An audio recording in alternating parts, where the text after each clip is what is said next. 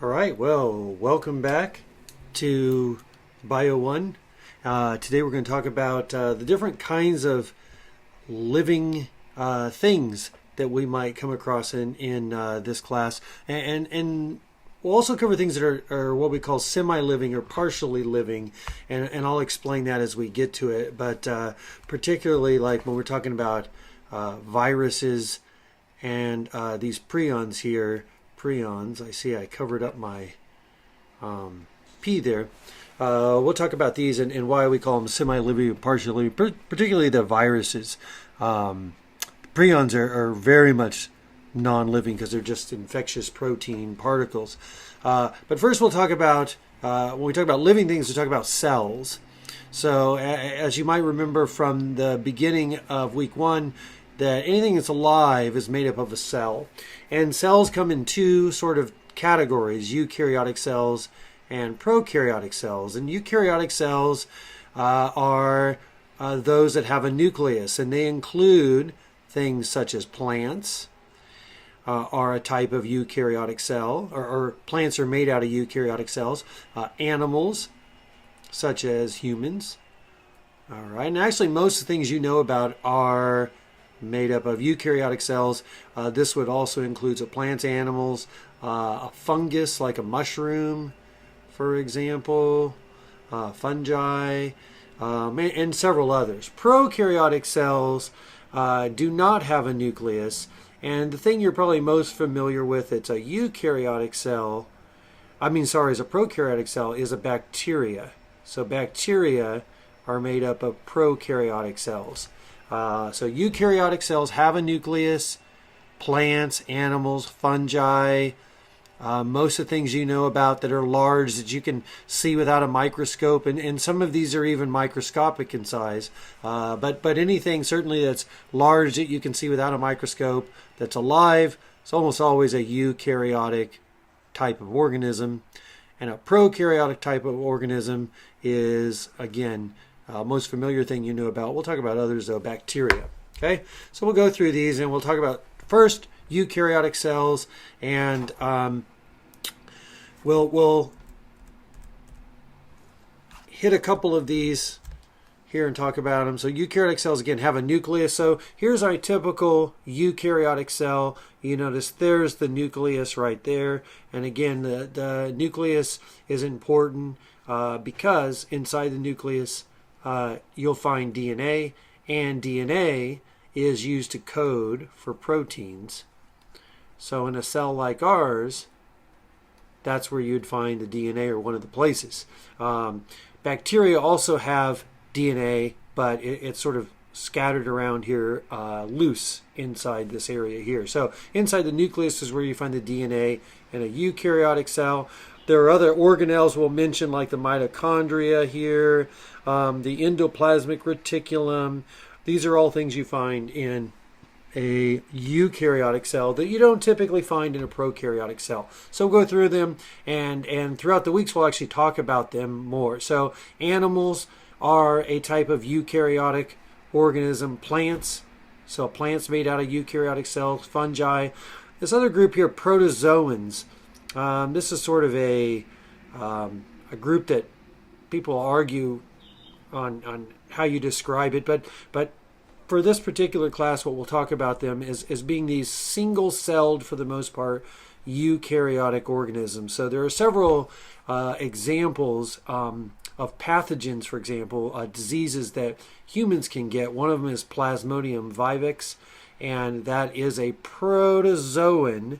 So that's a eukaryotic organism that you would get primarily in like parts of Africa, where you get bit by a mosquito, and the mosquito then transmits this plasmodium into your bloodstream, and you develop the disease called malaria. Globally, this is one of the largest, most deadly diseases in the world, is malaria. Similar to that, also different organism, bit by a different organism, but is this Trypanosoma brucei, also a protozoan, and that causes African sleeping sickness that you might have heard of before. So these are diseases that are caused by organisms that are not bacteria, but instead they're protozoans, which means they're made out of eukaryotic cells. So we'll go through and sort of take a little tour of the cell here, talk about the mitochondria first. The mitochondria, often referred to as the powerhouse of the cell. So here's a mitochondria here, and what you find is that in cells that are utilizing a great deal of energy, what mitochondria do is they, and we'll go into detail on this in about a couple of weeks, they take the food you eat and basically can alter the food or change the food, not create, but change the food at least somewhat into energy that the cell can use to grow and divide and things like that. So the mitochondria, we call them the powerhouse of the cell because of their ability to alter the food we eat, at least somewhat of the food we eat, into a source of energy that can be used by the cell. Okay, we'll talk about that later on. Chloroplasts. Chloroplasts are found not in our cells particularly, but if you have a plant cell, which again is a type of a eukaryotic cell, and that's what you see here in this picture. The chloroplast seen here, we'll go into detail on this in another week as well, a couple weeks as well. The chloroplasts are a type of energy exchange bank. What they do basically is through a series of reactions, they take light plus some other stuff we'll mention, and they basically can make food or alter food. So they take the light energy plus carbon dioxide from the air, and with a series of reactions we'll talk about later on called photosynthesis, plants can produce essentially their own food from that. They're photosynthetic. There are bacteria that do this as well. They don't have chloroplasts, but they have similar enzymes that they use to do it. Then we have ribosomes. Ribosomes are found in different spots. They're usually sort of tiny. You can see in here they're not very big or obvious at this point. Sometimes you'll see them also attached to this endoplasmic reticulum. We'll mention those later on as well. But what ribosomes are used for, ribosomes are used to make proteins. So we'll talk about how the DNA later on is used as the code, and the ribosomes sort of allow all that to get together and are used for making protein. You find ribosomes both in prokaryotic cells and eukaryotic cells. They're slightly different in size. They do the same kind of thing in terms of making protein, but because they're slightly different, this is one of the targets if you have a bacterial infection, because the ribosomes are different. There are drugs designed that will block the ribosomes of prokaryotic cells but will not hurt our cells.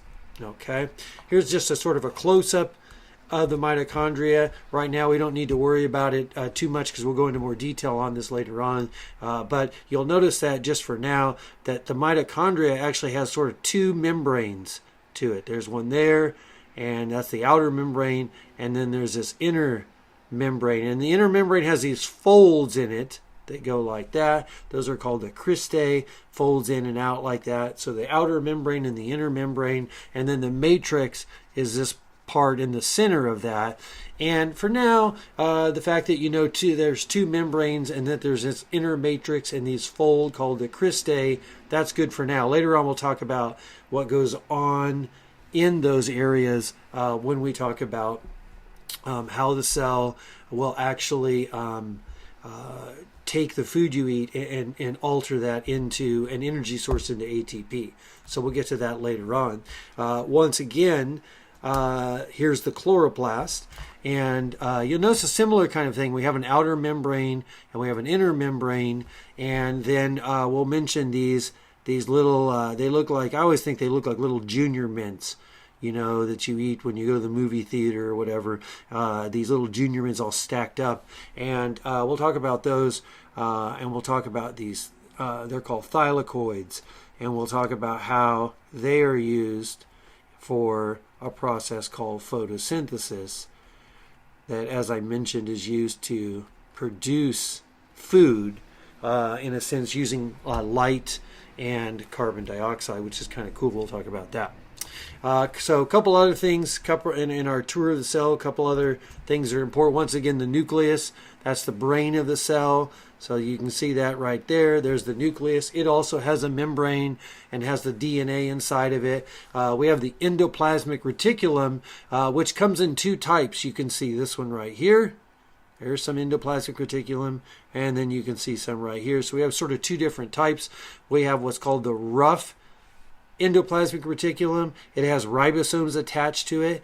It looks rough. When you look at it under a microscope, that's how it gets its name, because it's bumpy because of the ribosomes, and it's used for protein processing. So sometimes as proteins are made, here they will go through the ER and they'll get altered and changed a little bit, and then they will be slightly different than if they were made, say, out here in the cytoplasm, which is the area between the nucleus and the cell membrane.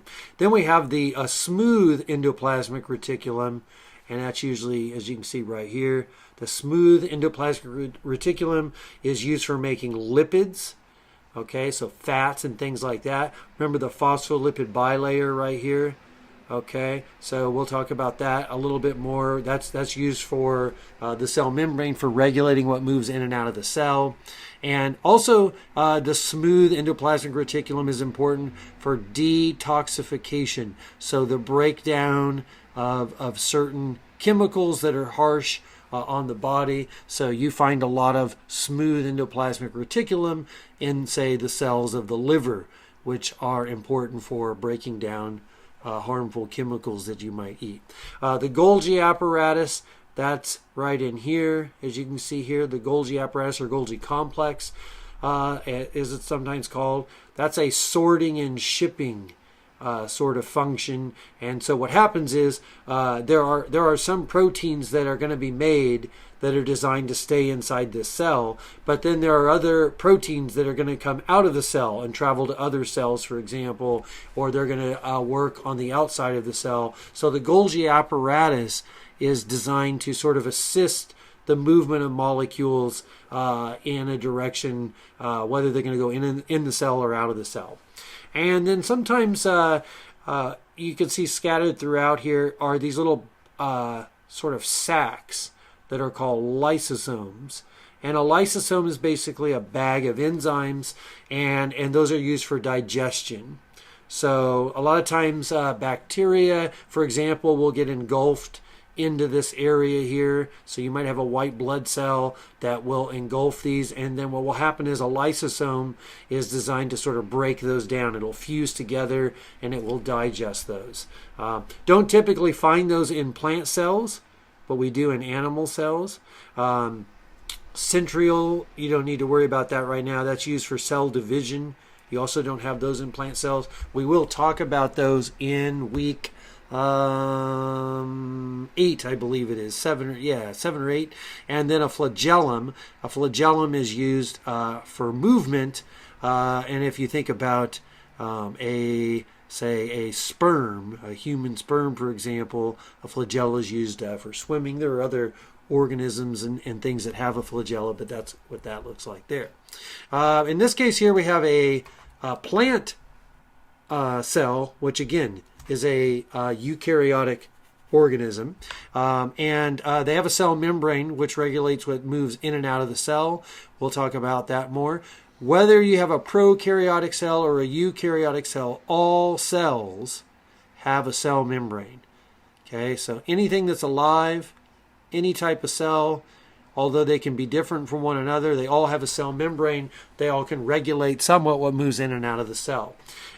Some animals, or some organisms, I should say, also have outside of the cell membrane a separate structure called a cell wall, and the cell wall is used for protection. So in plants, the cell wall is made out of cellulose. Animals do not have a cell wall. So once again, humans are animals, and we do not have cell walls. Plants have cell walls. Fungi have cell walls, but it's not made out of cellulose. It's made out of something different. And bacteria, which are prokaryotic, usually have a cell wall also, but it's made out of a different chemical. So plants, which are eukaryotic, have a cell wall, and a large component of that, or an important component of that, is cellulose. And if you remember what type of macromolecule is cellulose, if you can remember that, it is a polysaccharide. If you remember that, that's the big carbohydrates. Okay. Also, throughout the cell are these things called, there's all kinds of like scaffolding. I don't know if you've ever seen them build, say, a highway or a freeway bridge. And of course, it's made out of concrete. Well, if you just make it out of solid concrete and it moves or twists, it'll break. So throughout structures like an overpass on a freeway, throughout there's all this metal rebar stuff to help it sort of flex, to have a little bit of flex to it. And you find the same thing in a cell. So throughout the cell, there's what we call the cytoskeleton. There's all these protein fibers that run throughout it, and they come in sort of three different sizes. We can talk about microfilaments, intermediate filaments, and microtubules. I only mention them here now, for two reasons. One, we're going to talk about them being the scaffolding or the cytoskeleton going through here and sort of just giving some structure and organization and giving it a certain shape. But they also have other functions in terms of moving things around. And later on, when we get to talking about cell division, we'll talk about how these microtubules are used to separate certain parts of the cell. So for now, those are the three different sizes of macromolecules. Three different sizes of the cytoskeleton proteins. And then we get to prokaryotic cells. And once again, prokaryotic cells are those that lack a nucleus. They also lack most other organelles. So they are much smaller in size. So you can see here's a typical prokaryotic cell here. And what you still have DNA, and the DNA is just located in the center here. So there's no mitochondria. In fact, this is the size, the typical bacteria is actually the size of a mitochondria or a chloroplast. So they're much, much, much smaller. They're more the size of an organelle than anything. And then bacteria tend to have one big singular chromosome in the middle here, so they'll call that the nucleoid region, and that's where the DNA is. There can be other sources of DNA that we might mention later on. And you'll notice also in here, this is where the ribosomes are. So they do have ribosomes, and they can make their own proteins. You notice that they have a plasma membrane as well. Remember, the plasma membrane and the cell membrane, essentially the same thing. Okay, and then outside the cell membrane, some organisms, such as most bacteria, also have a cell wall. It's made out of a different polysaccharide that we'll call peptidoglycan. So slightly different chemically than what you find in plant cells. So peptidoglycan. And there are many different types of bacteria. These are some ones you're probably familiar with. Escherichia coli or E. coli. That's a digestive tract organism. You find out every now and then about these outbreaks of E. coli or in contaminated water. It's basically a fecal bacteria. So if you get an E. coli infection, typically it has something to do with you being exposed to what they call fecal coliform bacteria. Someone used a restroom and they didn't wash their hands really good, and you get it that way, for example. We also have E. coli just living in our digestive tract, and I should mention that although most of the time we talk about how bad bacteria are, for the most part, most bacteria are beneficial or they're not harmful to us. So 90% or more of the bacteria actually benefit us, although we don't usually focus on that, but it's true.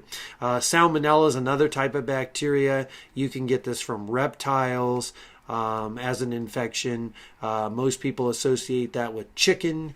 You can, undercooked chicken and so forth, or you can also get it from eggs. Many different sources, actually, to pick up salmonella. Most people think about it being a chicken-related issue. And then we have tuberculosis. This is a lung infection. Worldwide, this is still a really, really big problem.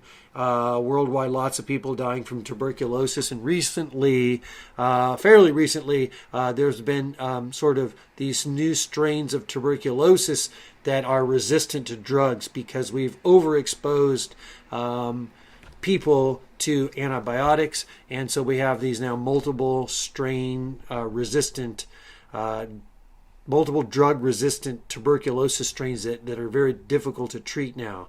Even here in the United States, people will get tuberculosis now that becomes very difficult to treat because it's so immune to our antibiotics.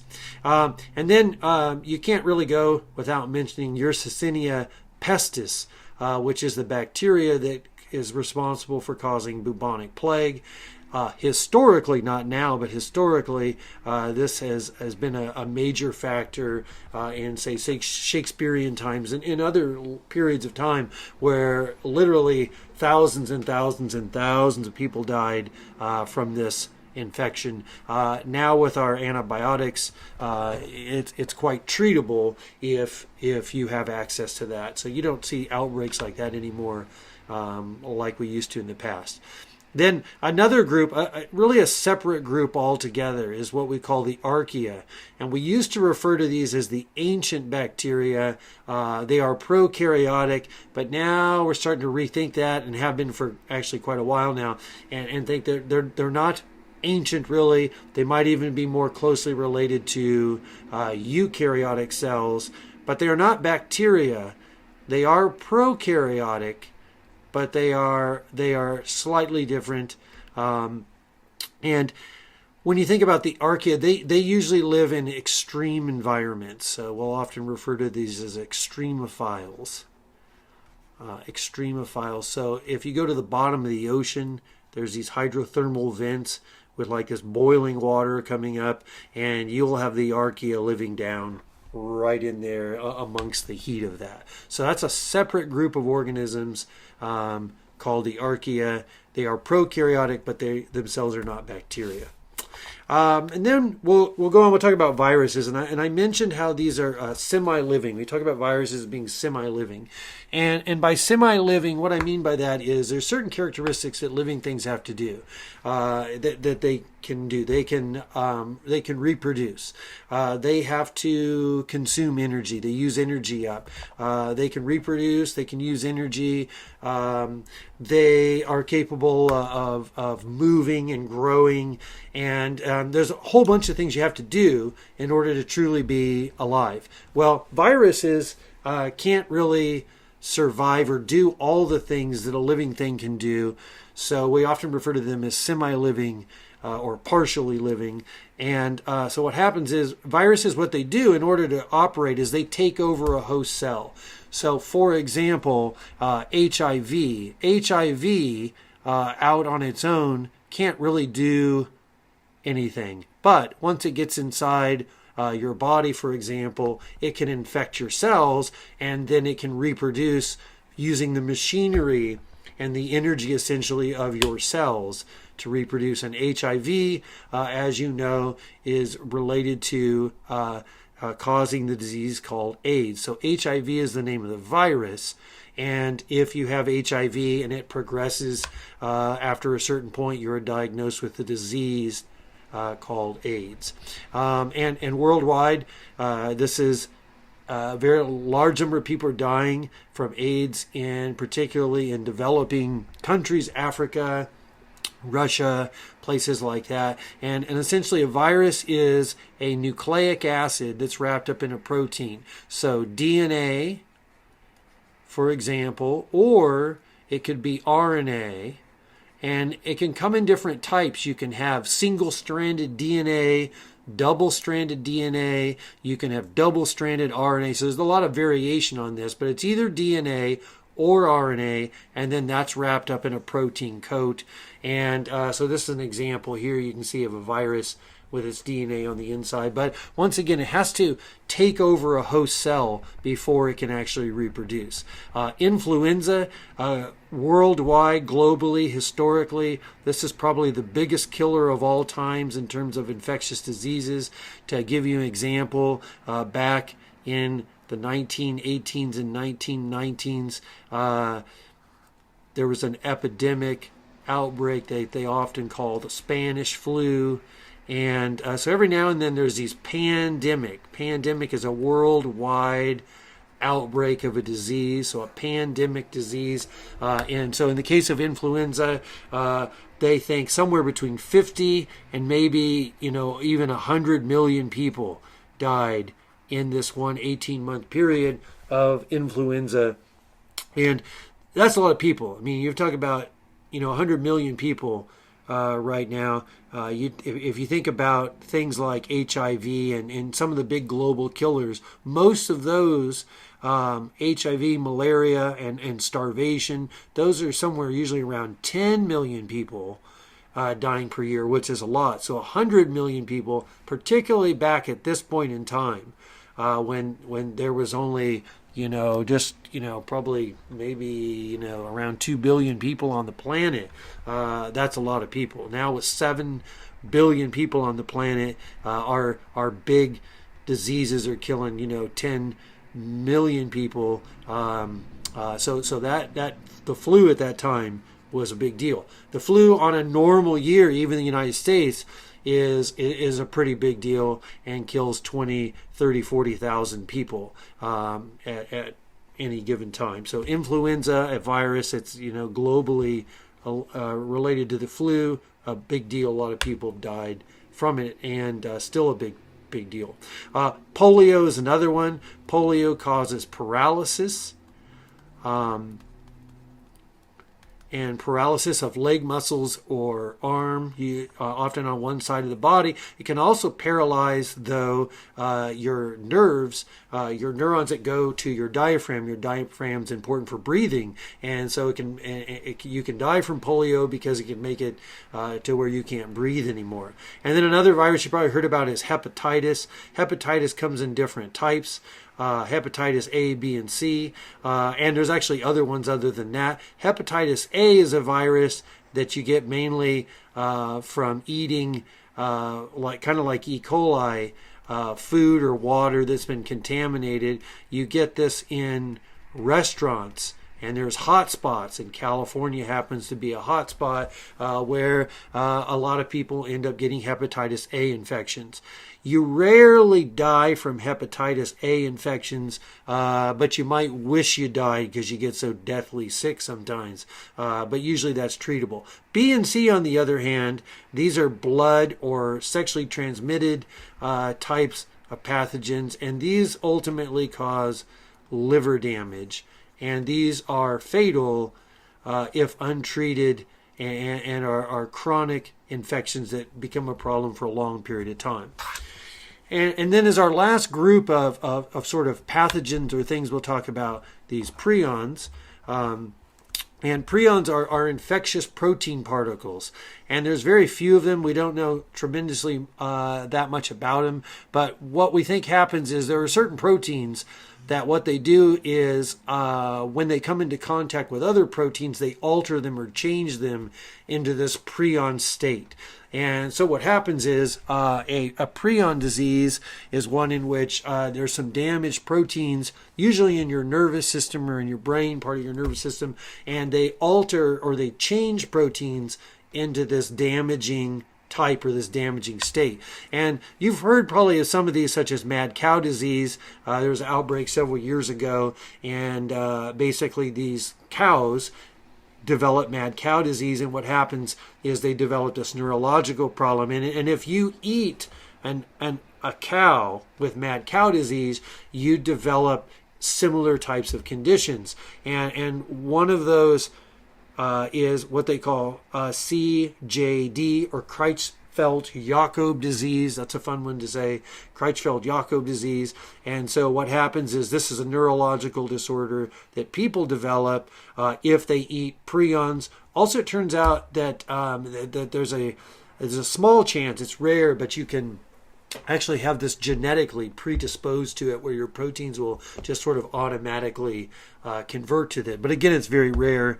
And what ends up happening is it causes, as your proteins get altered and changed, it ends up causing neurological nerve damage. And eventually you're going to die from the lack of brain control, kind of like what can happen with Alzheimer's in terms of damaging neurons. Kuru is another type. Probably haven't heard of this one. Maybe you've had anthropology. But what happens is, in certain places in the world, like in Papua New Guinea, there's a disease called Kuru, in which people, as part of their religious culture, when someone dies, they will ingest or eat part of their family member, for example. And those people that eat primarily brain and nervous tissue can develop this disease called Kuru, which is essentially like Creutzfeldt-Jakob disease, a neurological disorder of the brain. So these are very, very, very tough to treat. There's another interesting one that is very, very rare. It's called fatal familial insomnia. So what happens here in fatal familial insomnia is it's fatal, first of all. Familial, which means it's inherited. And then insomnia, you know about. Insomnia is the inability to sleep. And a lot of people suffer from insomnia, difficulty sleeping. But in this very, very rare case, like very rare, I'm talking about there's been like, I think something like 4 to 7 cases in history. So there's very, very few of them related to this one family. And I believe they're from Italy. Is where they're traced back to. But anyway, what happens is these people have this prion disorder. It's genetic, and what happens is they have difficulty going to sleep as they get older, more and more difficulty, and eventually they get to a point where they can't go to sleep anymore. And we just recently discovered, not too long ago, I think it actually came out in 2012, that one of the functions of sleep is it's necessary to remove a buildup of brain toxins. So if you don't go to sleep and you prolong sleep and you do that over and over again, you end up damaging your brain because of the buildup of toxins. And so this fatal familial insomnia is one of those. If you're all freaking out because you can't sleep tonight and that kind of thing, realize there's only been 4 to 7 cases throughout history, and so you probably don't have that. So don't worry about that. A lot of people have insomnia just because they can't sleep. They're stressed out or whatever. So don't go thinking you have fatal familial insomnia. Okay, I think that'll be good for now.